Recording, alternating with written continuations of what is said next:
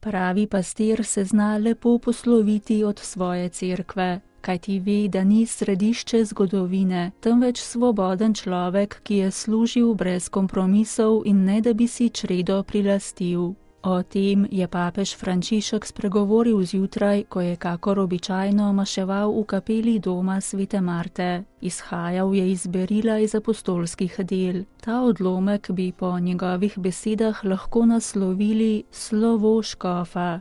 Pripoveduje namreč, kako se Pavel poslovi od cerkve v Efezu, ki jo je ustanovil on, a mora sedaj oditi. Vsi pastiri se moramo posloviti. Pride trenutek, ko nam Gospod reče, pojdi drugam, pojdi tja, pridi sem, pridi k meni.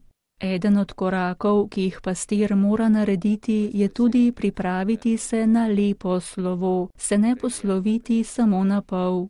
Pastir, ki se ne nauči posloviti se, je to zato, ker ima s čredo kakšno slabo vez, neko vez, ki ni prečiščena preko Jezusovega križa. Sveti oče je spomnil na ljudski rek, kakor se živi, tako se umrje, kakor se živi, tako se poslovi. In Pavel se poslovi svobodo brez kompromisov, na poti.